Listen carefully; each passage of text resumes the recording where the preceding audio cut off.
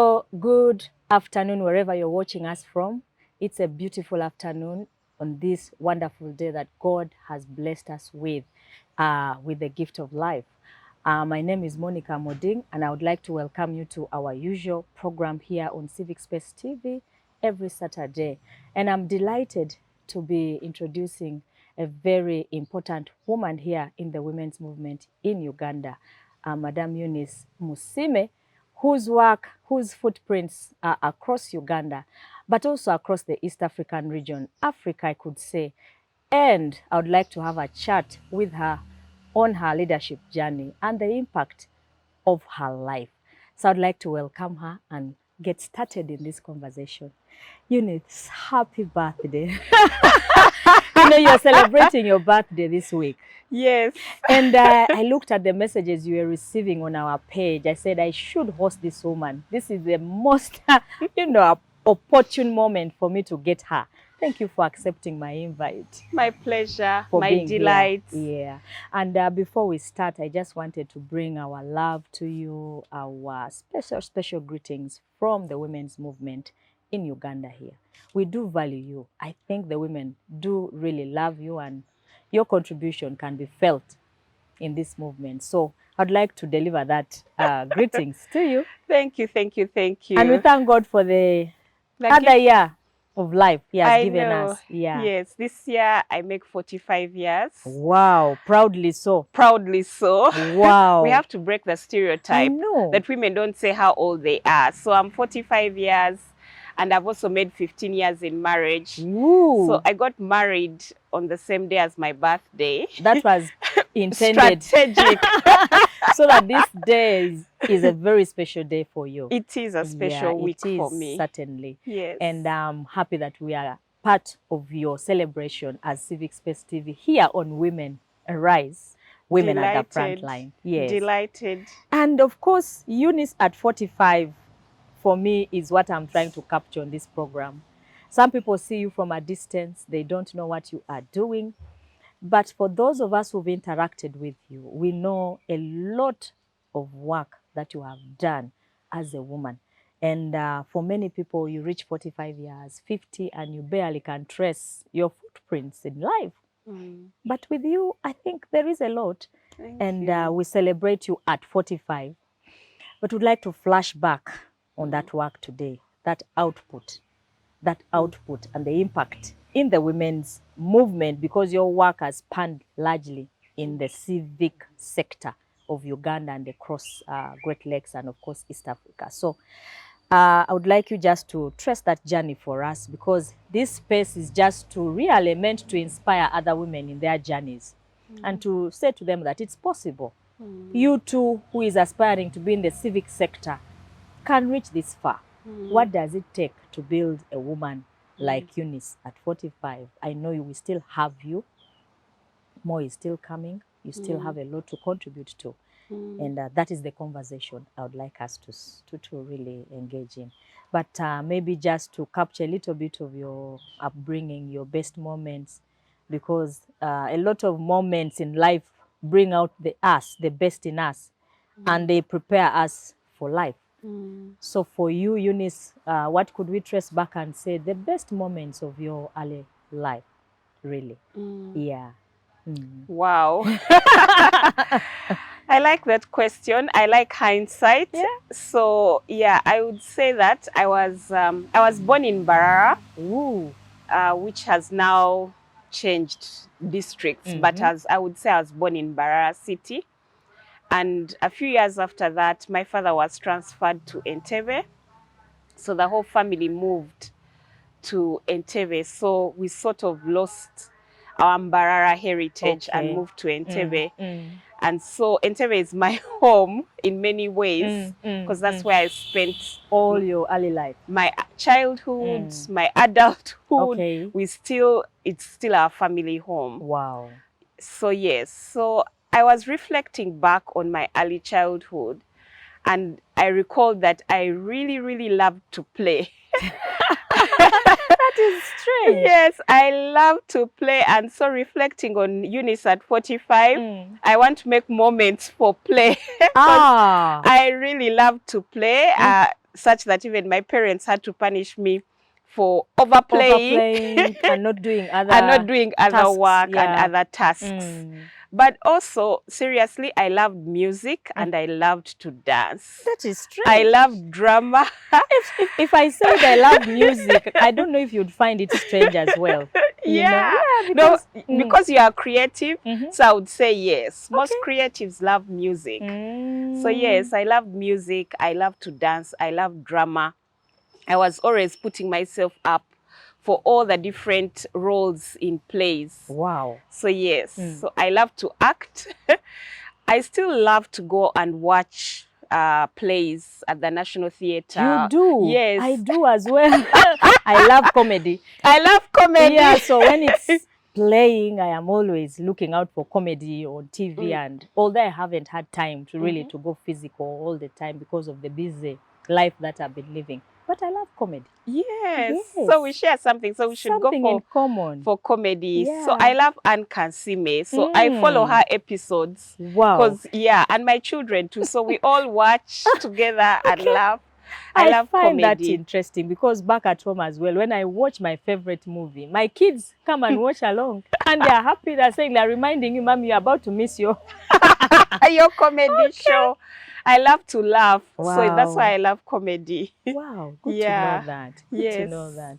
Yeah. So how was that, how did it shape your, some of those moments growing up, your life with your siblings, your parents, lessons you learned in that life that have built the Eunice that we have now.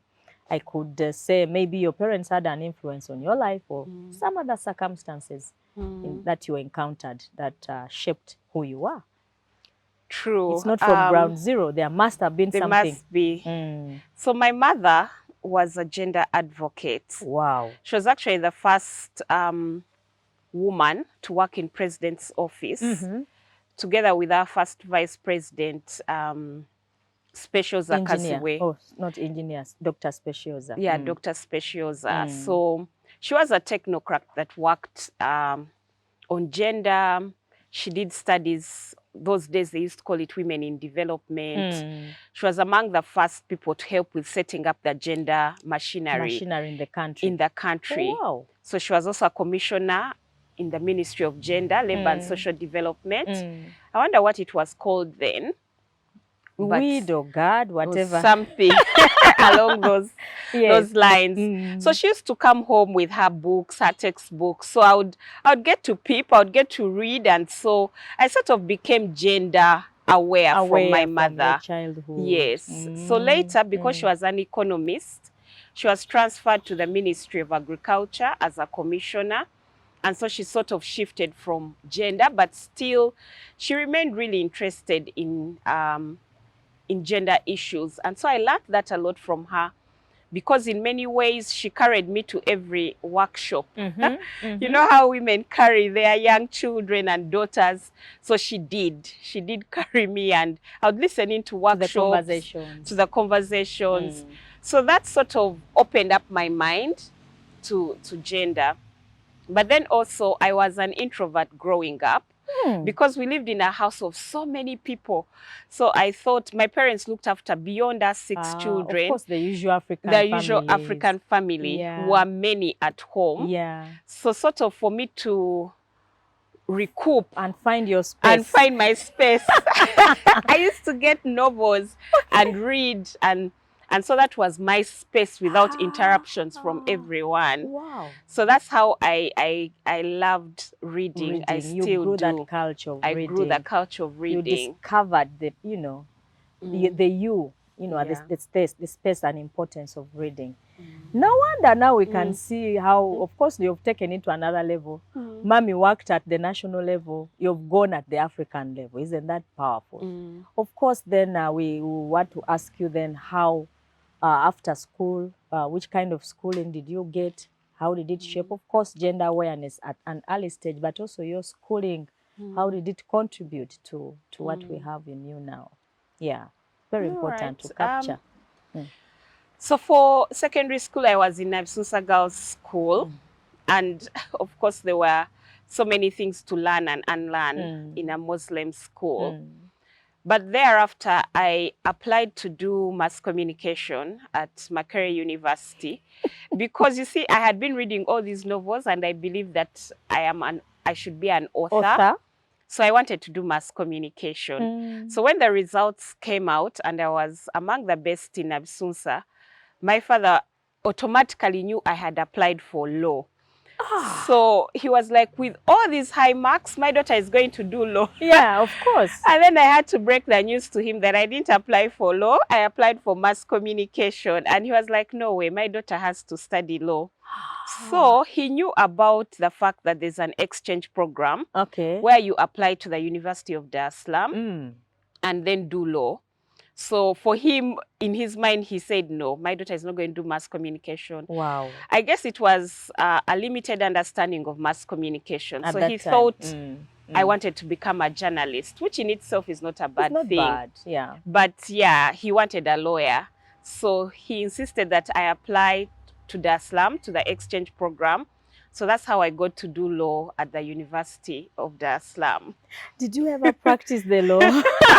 You see, parents have this mistake we are making all the time to make decisions for our children. But eventually, perhaps you actually push them to a life which they do not want. And that has been a common challenge. Did you end up with a law degree and practicing it, or you are still doing your mass communication? So I did law, and I guess law being law, you get to love it. It grows on you. Eventually. So when you realize that you can use law as a tool for social justice, then it's an important discipline or science to learn. So while studying law, I came to appreciate its importance in society. Wow. And I realized that lawyers do write as well. When you think about it, you're a lawyer yourself, Honorable Lord Denning's writings. You're thinking, oh my, how does someone write like this? Like this. Yeah. You're challenged to do more as well. You're challenged. So you reconcile yourself to the fact that, and then maybe sometimes you see that your appreciation of the law also helps you to be able to address certain policy issues. Yeah, that's right. So then it becomes an important thing. So I've only written 2 books. So maybe you are saying only 2. We don't have any yet, you know. So maybe that's the author part of me trying which to has come out. It's still fighting. You know. Yeah. But at least you've given it some visibility. And we interact with you. Some of us didn't know some of the things you're telling us actually, because we interact at a different level. But it's nice to hear these things again. And it is not surprising that the work that you do is still connected very much so in your communications. The real Eunice, the communicator, the creative person, because the work that you do at Akina Mama is completely of creative nature. Entirely, but also advocacy, legislation, and other things. You'll share with us that shortly. But I just wanted to capture that early career life of yours, because have you always been at Akina Mama all this time? Because at some point, I think you were in another place before joining us in Akina Mama now. Yeah. So I did law. After doing law, my father felt that most times when women get married, they forget their careers. So he insisted that I needed to do my master's immediately. My father. Wow. But girls with fathers who are so, persistent. Yeah, they and my mother too. My mother agreed with him that I should do my master's because they felt that if I got into the family setting, it would be a bit difficult.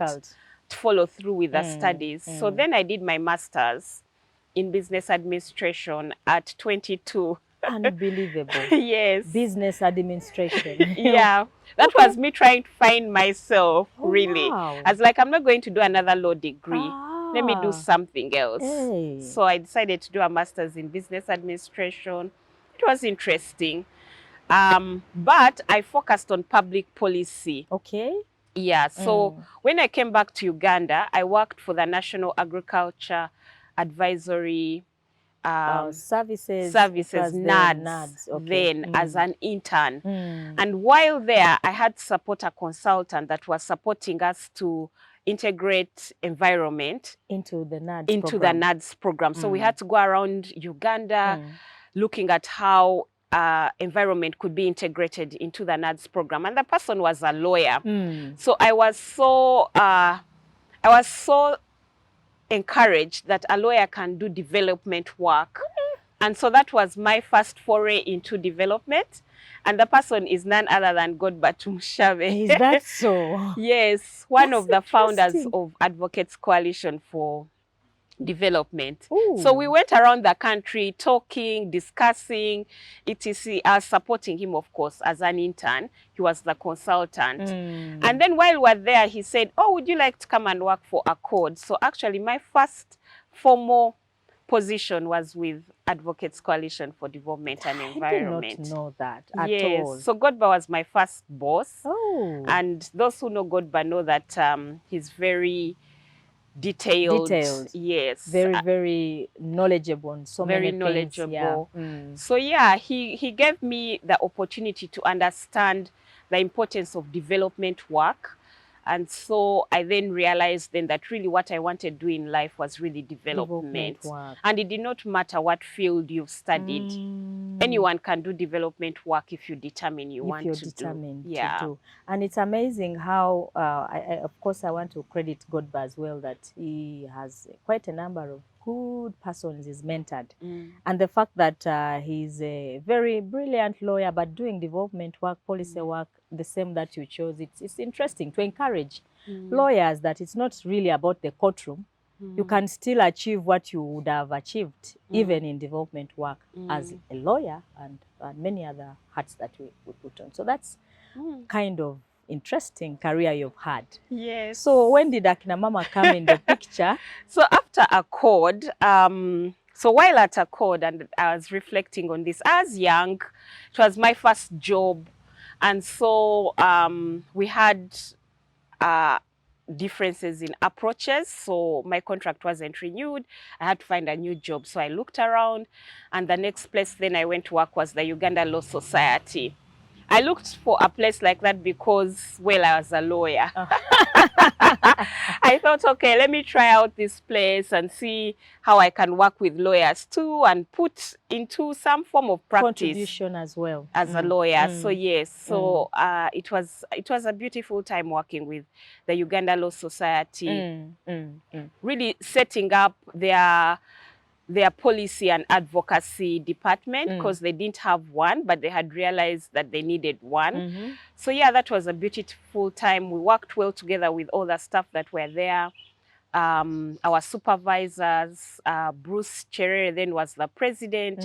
He was also quite detailed. Very detailed. Very I've detailed. Heard about him. You've heard about him. Yeah. Very intelligent and brilliant, and really knows how to balance both work and life.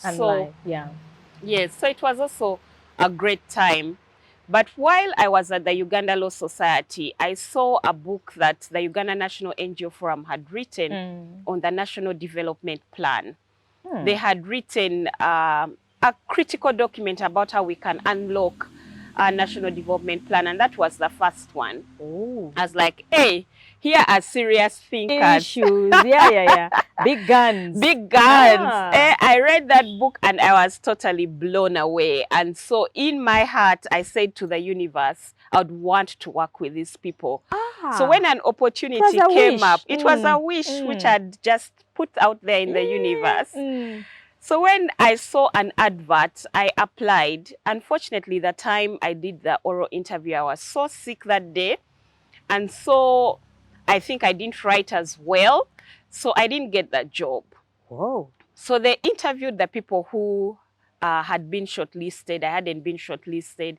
And they didn't like any of them. Ooh. So one of the managers then, Arthur LaRocque, asked the human resource to go back to the CVs of people who had applied.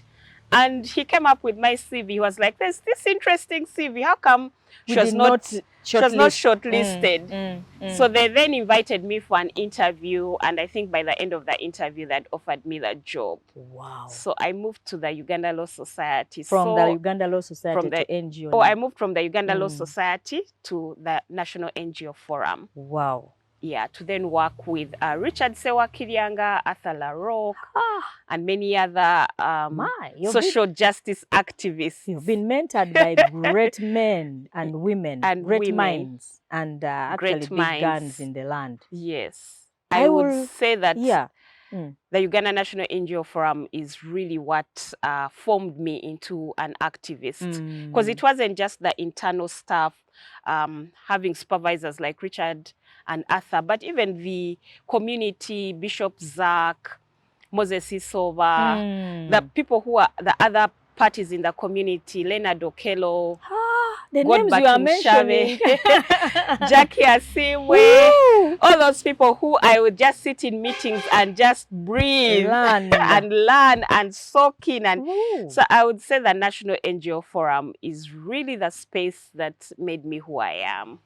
I could even congratulate you at this point, because you had the opportunity to be mentored with big minds, great women and men, starting from your parents. I could see your parents and then the people that have spoken into your life. That journey is quite interesting. I'd just like you to speak one or two things about that, why it is important to have such people. That's why I hang around people that I know I am not adding value to, but I'm learning from them. Yeah, I think that's a key thing in your life. And you are adding value to them because it's always mutual. Okay. Yes, it is always mutual. Maybe just to say that even before I got to know you more, Honorable Monica, you are one of the people that I say to myself, put it out there in the universe. Ooh. I am going to get to understudy that woman. As if I have anything to be understudied. Yes. Okay. So you are one of them. The other is Honorable Winnie Kiza. Wow, I'm humbled. Yeah, so I just thought there's a lot to learn. And yet I sit here, I look at you as somebody, I'm like, but how does Eunice do her things? How has she been able to do this? And I was so, honored to have you come over and we have a conversation for the benefit of, other women leaders.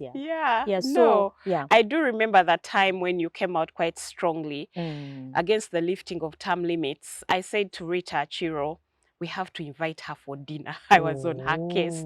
We have to have dinner with her. That was a very tough moment of my life. I know. One of the toughest in my politics. In your politics. Yeah. So we're like, let's just have dinner with her. And so I just sat and listened and took it all in. Yeah. But then, yes, you asked me about NGO Forum.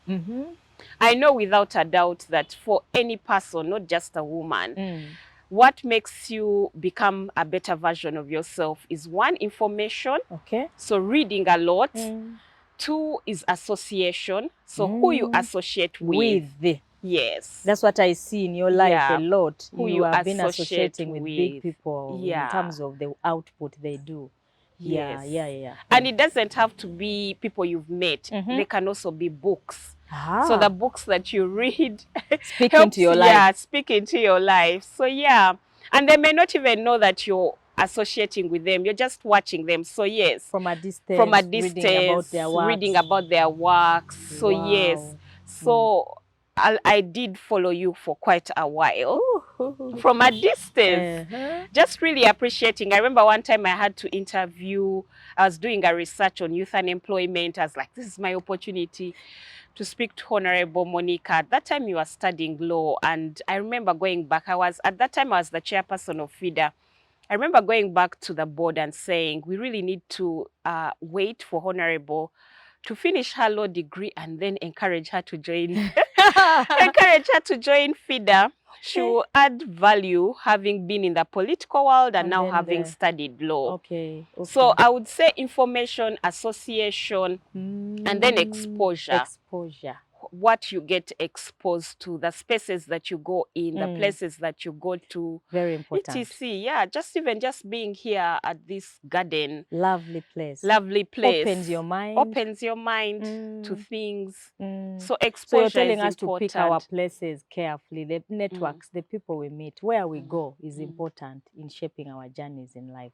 I think that's very critical. There's something I've learned from that. And maybe just now to focus on Akina Mama, because that was my biggest concern. But I've seen so much again that I did not know you had done. I was just looking at Akina Mama as my focus for this discussion. And of course, at Akina Mama, we know this is a regional forum. It is in Kenya, it is in Somalia, it is in Sudan, I think. It's you need to correct me. Pan-African. Yes. I don't know even how many countries. I'm not sure which ones. And your work, because the time you came in at Akina Mama, as the women's movement, we were mourning over it. We thought that we had lost Akina Mama. Because proudly so, I am a product of AWILI, the African Women Leadership Institute, which planted in me some seeds, which I'm still, germinating or something like that. And I'm still getting fruits out of it. So your work is not just limited in Uganda. You have so many alumni that you have supported, over 7,000 across the continent. I would like you just to speak a little bit about Akina Mama and how you're impacting lives. And women leaders in particular. And women leaders. Yeah. Excellent. So let me just say that while I was at the NGO Forum, I attended a leadership space held by the current director of KCCA, Dorothy Chisaka. Okay. She does leadership trainings, and her platform is called Destiny Consult. Wow. They do very, very beautiful leadership work. So I attended the leadership training. It was a 6-week course. And at the end of the training, a gentleman came to pray over all the participants. Prayer. That's interesting. Yes. And one of the things he said over me was that I was going to change course. I was going to do less of what I was doing, the activist work. And I was going to veer into leadership. Of course, it didn't make sense to me then. But then, so one time I was at NGO Forum and Jackie Asimwe gave me a call and said, "Oh, Eunice, Akina Mama is looking for an executive director." Just like that. Just like that. Would you be interested? Imagine. And I was like, yes, in principle, but let me read more about Akina Mama Wa Afrika. But of course, we had all heard about Akina Mama Wa Afrika on phone. Yes, but of course I had to do the interviews, etc. And at that time, I was like 8 months pregnant. So of course I had reservations. But Jackie encouraged me to go for the interview. So I went for the interview with my stomach right in my teeth. It was a safe space, feminist space. So. It was a feminist space. Okay. So I can't say that I even said much in that interview because I gave birth like 2 days later. After. Whoa. I actually went for that interview with my mother. So she was so worried that the interview would stress me out. The waters will break. They would break and I go into labor. Of course, with the job interview stress and things like that. Yeah. It is possible. It's possible. But they knew I was pregnant, so they were kind. Yeah. So there was, the chairperson then was Toko, a Zimbabwean, working in Ethiopia, and then Dr. Maggie Chigozi was the vice chairperson. They were so kind during that interview. And everyone who knows Dr. Maggie Chigozi knows that she really believes in people. She's very, very, very optimistic. Very, Yes, I must say. She loves people. She loves people. So yeah, so she called me and said, "Eunice, you got the job, but we'll wait for you to first give birth." Wow. So I was like, of course. So she said, "How long are you going to take after giving birth?" And I was like, 4 months, of course. Wow. Anyway, I said 6 months. I really wanted to take time. And recover. I thought it's 2 months. No chance. We haven't interrogated how much childbirth takes out of people. It takes a toll. It takes a toll. And that was my 3rd child and last child. And I knew that it was going to be a girl. So I really wanted to be there for her. So I told them 6 months. At least. And then we'll have grown, we'll be sitting or something like that. But then they called me back and asked if I could join at 4 months. And I relented because I truly wanted to be in this space. So anyway, that's how I joined Akina Mama Wa Afrika. And when I got there, of course, I'd also heard a lot about it losing its lost glory. I say reading because there wasn't so much of a handover. So I say reading a lot of the internal documents that were there. My goodness me, I was so blown off. I was like, oh my God, no one knows how powerful this organization is.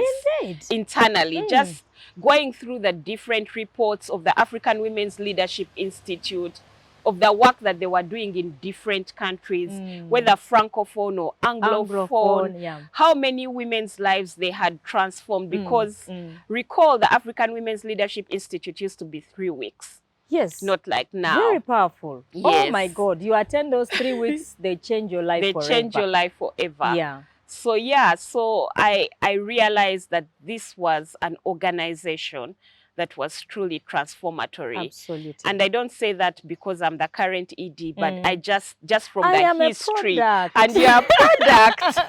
So you proudly say so. Yeah. Yeah. So I was blown away. So I could not stop reading. I kept reading different documents.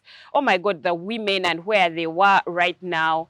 All that just really made me realize that I was privileged to have been given the opportunity. I was actually humbled. Indeed. I even got a crisis of confidence. So you needed people to buffer. Yes, improve I was like, oh my goodness, this organization is a trailblazer. How can I be the one given this opportunity to steer? Can be humbling. Yes. Yeah. I was totally humbled. But you know, the universe works in mysterious ways. I went for a meeting with Dr. Maggie Chigozi, and Dr. Sylvia Tamale was there. The meeting was speaking to women's leadership, and there was a lot of outcry about how women's leadership was not making the sufficient progress, etc. So everyone was disillusioned. And Dr. Sylvia Tamale said, there used to be an organization called Akina Mama Wa Afrika. What happened? I was like, we are here. But anyway, yes, it was humbling to realize that we are now being referred to. Used to be. We used to be, referred to in the past. That even our very own people who have been part of this journey didn't think that the organization was in existence. So anyway, after the meeting, both Dr. Maggie and I went over to Sylvia. Dr. Sylvia Tamale. And spoke with her, and she asked that I meet her the following week. So when I went to meet with her in her office, she gave me a bit of the history of the organization, what had worked well, what hadn't worked well. And then, as you know, Dr. Sylvia, she pledged her commitment to be part of the faculty as and when she's available. And she's still up to today. Up to today. Wow. And she said, whether you have money to pay me or not, please call me. I have desired to interview Dr. Tamale, but she says she's camera shy. I don't know if you can help me bring her over here. So many women look up to her. Yeah. So the whole world, my goodness me, the whole world. Yes. So she pledged that she was going to play her part in the revival of Akina Mama Wa Afrika. Great. She also pointed me to the people that she felt I needed to speak to. Meet and So she said, reach out to this person, Hope Chigudu. She's an organizational development specialist. She's going to help you rebuild Akina Mama. So she said, here's her number. Please send her WhatsApp. I'm also going to send her WhatsApp and let her know that you're going to be in touch. Wow. And so Hope Chigudu too is one of those that has walked the journey with Akina Mama. With Akina Mama, with or without payment, just always present. Wow. Always present, always giving, always available to everyone, and not just me, the executive director. Wow. Actually, each time we do an African Women's Leadership Institute, she's always available to coach and mentor the alumni of Akina Mama. She's always following up on them, even more than I do. I'm also trying to secure that to become like Dr. Sylvia Tamale, the Hope Chigudu, to mentor others. Yes, really. to mentor. So I'm busy lobbying so I can be part of the faculty as well. Oh, but you are. Okay, well. Yes. I was joking. Anyway. Yes. So yeah, so Honorable Monica is part of our faculty. She knows that. I'm So just trying to anyway. pull your leg. Anyway, let's move forward. Yeah, so that's how Akina then started its journey of revival. And that has been how long now? So I joined Akina in 2015. So 6 years. A short time. Very short, not even 10 years. But in those 6 years, I'm sure leaders, of course, impactful leaders, it takes a short time to make impact. A year, 2, 3. I'm sure there is something that you have done because you went there strategically to, you know, I don't know if I could ask you this question, which you tend to ask our alumni, the people we train in the leadership institutes that you organize as Akina Mama.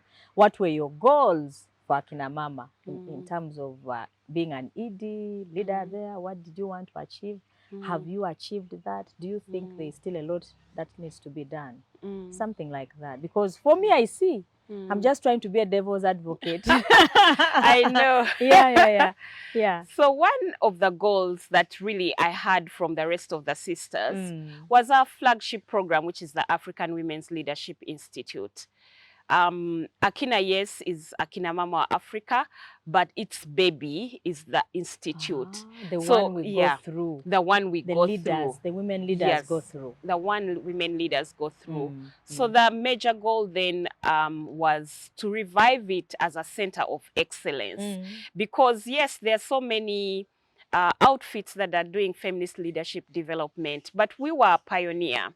And so we shouldn't lose that because we are the ones that trailblaze the way. Absolutely. ETC, we created that path of feminist leadership development. And so that was one strategic thing that I needed to revive. And you'd be amazed if you try to trace the alumni, where they are, what they are doing and everything. You'd be amazed at the work they are doing individually in their countries and across the continent. Yeah. So you are still dealing with that issue in terms of the impact that... So the African Women's Leadership Institute as a center of excellence for feminist leadership development. So that's our major goal. So that's the thing that we truly work on. We breathe, dream, everything about. Resonate so well with that. So we take it seriously. Yes. So it's the one thing that we take seriously. But that said, we also know that we are in an ecosystem. And it's important to also do a few other things that complement the institute. So we also do feminist research and knowledge building. So it's important that our advocates are not simply making noise, that they have the facts and the figures and the stories to influence and shape legal and policy frameworks. So in that sense, we do feminist research so that people can have a reference document for their evidence advocacy.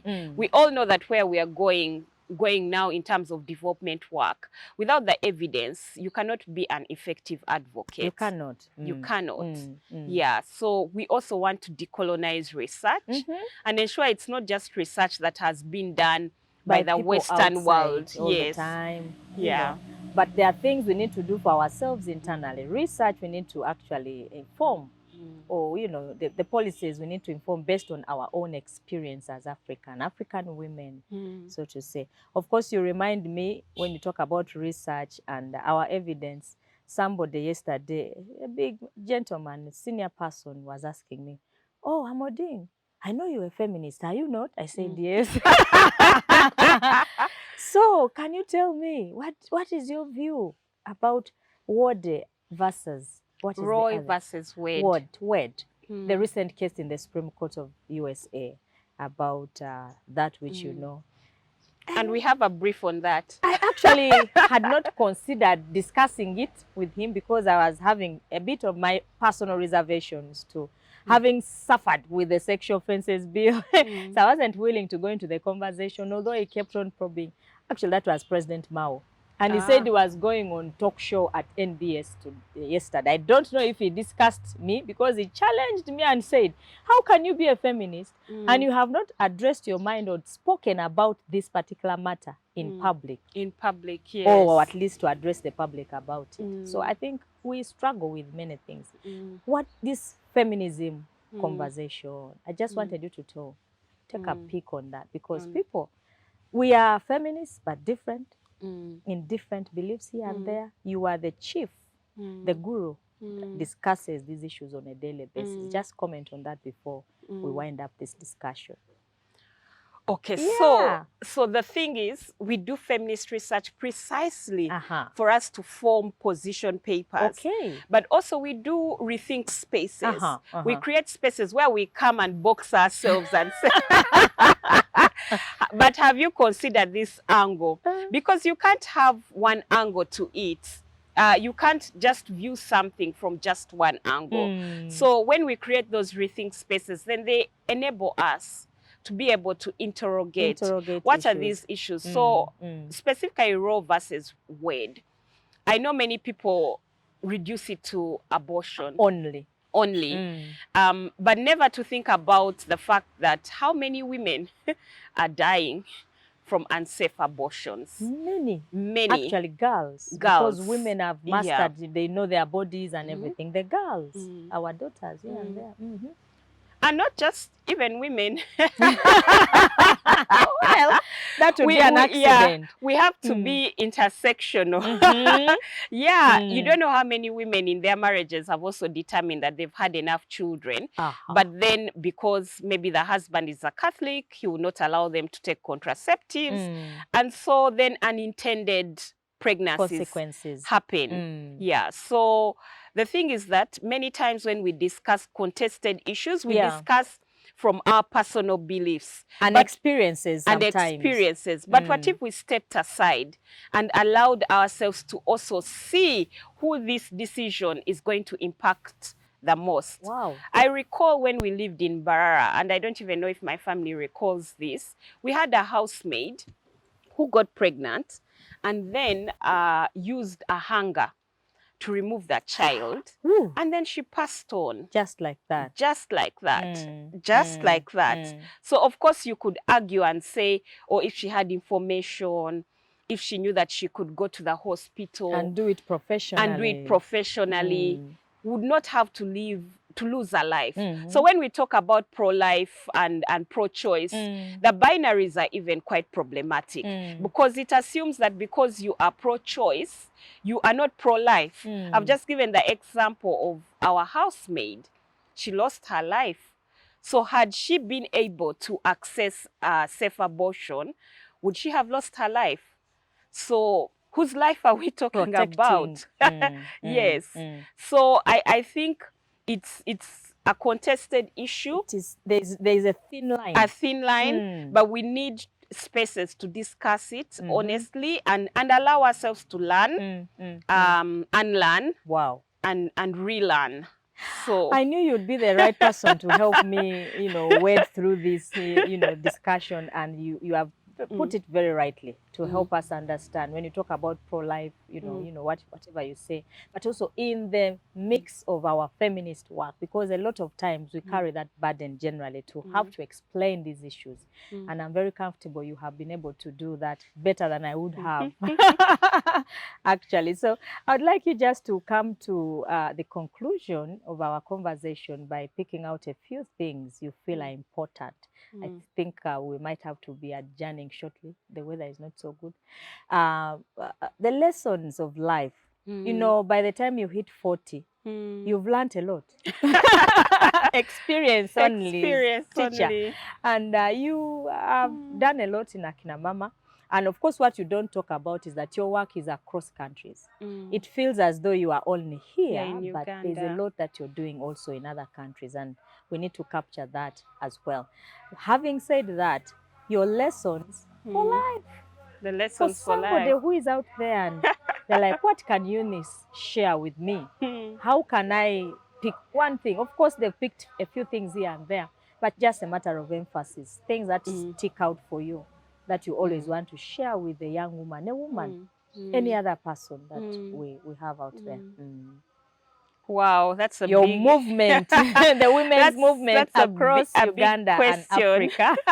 But I'll just say that Africa is where it is because of intersecting systems of oppression, patriarchy, capitalism, imperialism, neocolonialism, they are all big systems that have worked together to make sure that the status quo is where it is at. When you think about the fact that fuel prices are going up, food prices are going up, young people do not have jobs, families are getting stressed and breaking down. All that is a structural issue, it's a systemic issue. And so when you are going into battle, you are not going to go with lesser weapons. So it means that it's a struggle. It means that we have to do our part. I think other than King David, who had a sling. Only a sling. The rest of us, there's a lot that needs to be done. Okay. To be able to win some battles. You win some battles. Yeah. And for many, it will look different. Okay. To some, it's knowledge. Yeah, so knowledge is power. So to some, it's going to be knowledge. To others, it's going to be association. Okay. Who you associate with, because we know that this is a collective fight. Or networks. Yeah, or networks. Yeah, so networks, how we come together to build that power with. As feminists, we believe in power with. Explain that a little. Yeah. So you can't, because I've explained that the systems we're up against are quite formidable. So we also need a formidable team to work towards dismantling and deconstructing. You can't do it alone. So you need the power with others. We need the power with others. Not you alone. Not you alone. Although there are some spaces you will be alone fighting. Fighting. Then you get burnt out. You get burnt out. So we need to invest in building. Okay. So one, it's the knowledge. We need to invest in building that knowledge. And thank you, Honorable Monica, for these spaces. Well, God gave us this one. I said I can't let it go. Let's use it because you learn so much when you just listen to the stories that you've of other people you've been featuring. So yes, so the knowledge and then the power with to be able to do something. So we need to work on that. Emphasizing alliances, networks, movements. Yes, moving with others, moving with others. And then my final point is really, we've all grown up in a traumatic environment. Talk about that. Yes. So right from our childhood, we've been traumatized by different things. So we are deeply, deeply wounded. Wow. And that requires healing. It requires healing, justice, and maybe, and not maybe really, I truly believe that we need to go back to our traditions of old to find how we found healing. Yes. So how do we heal? So that I don't look at Monica's beautiful self, and instead of appreciating her, I'm busy criticizing her. You're looking out for the negatives. I'm looking out for the negatives and what's not working. But why is she saying all these words? Yes. So, she's rebellious, she's wild, all those kind of things. Why isn't she doing this? So healing. So when I look, we are all a work in progress, really. That's why we say it's a leadership journey. When you talk about healing, is it the modern type of exercise, the things we do in our, social time to relax, to unlearn, not unlearning, but maybe just to energize your body, mind, soul. I don't know if I got you well on healing processes. Healing is many things. Because in Uganda, when you talk about healing, it means someone is sick. Is it about mental health? Or what is this healing about? Yeah. It's all those things and more. All those things and more. I would say it's multiple because we are not homogeneous. But when you think about in traditional Africa, where we just used to sit back at the end of the day by the fire and just tell stories, talk about our days, that was a healing process. So we can reconnect those in our own spaces. finding therapists. Okay. There's no stigma about seeing a mental health specialist. We all need one. Actually, one of the people I read so much is Robin Sharma. He says that one of the people every leader needs in their life is a therapist. Is a therapist. Yes. Of whichever kind. Of whichever Depends kind. on what you need at that time. At that time, yes. It may be counseling, it may be a psychiatrist, it may be a psychologist. It may be a friend, like it may be a friend, and, yes. You know, and, yes, get it healing. starts there. Wow. It may be a friend. So making time to just talk and laugh and you know, just really realize that you're not in this alone. That we're all battling these systems of oppression. So many things in that life are taking away from us. It could be just taking time out of the work that you're doing, the pause.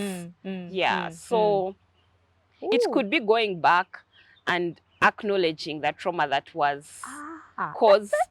That's so powerful, actually. I'm reflecting on that and I'm like, how many times do I do that personally to go reflect a little bit, step back from my usual too much going on as a, you know, a leader, but also particularly an activist. You know, when you're a political activist, you're a human rights activist, women's activist, generally social justice people, we suffer a lot because you can't stand seeing injustice wherever you are. So you find yourself battling all the time. You're battling this, the other. So your point makes sense to me that you need your own space sometimes, otherwise you will collapse. You will collapse. No wonder the 14 million statistics they talk about seems to be real.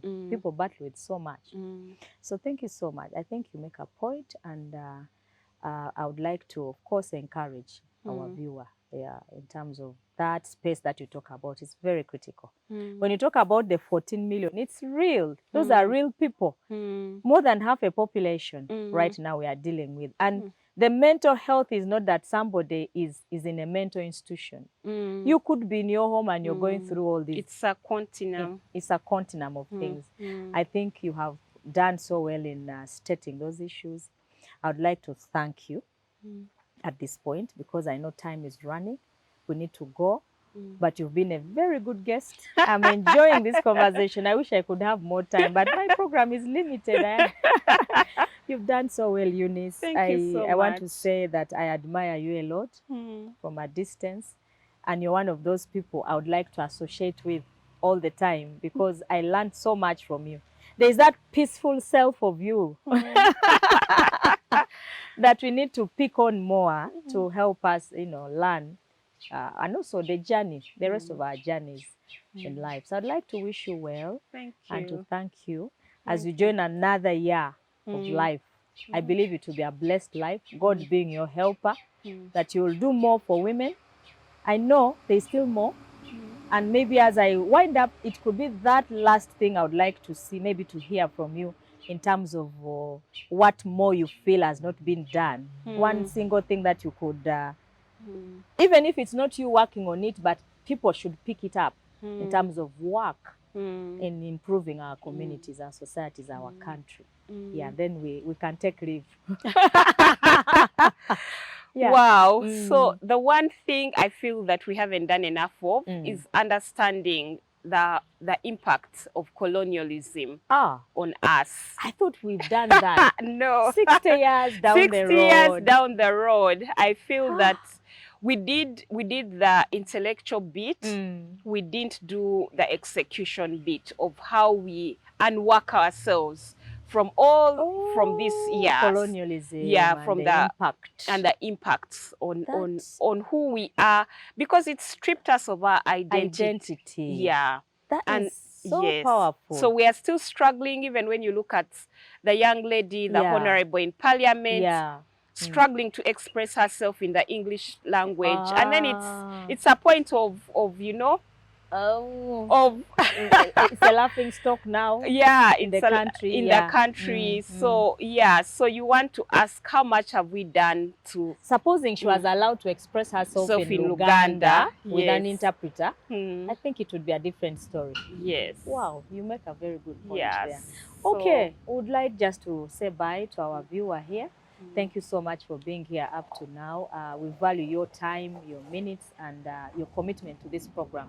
We hope that we can add value to your life through the programs or the women that we bring to you on this set, because they do certainly have many things we can pick from because of their lives, their journeys, and the impact they've made in society. Hoping at the end of the day that we can inspire others as well to walk their journeys better. Yeah, thank you so much. We've been here with Musiime, Eunice, and myself. Till we meet at the next program. Shalom.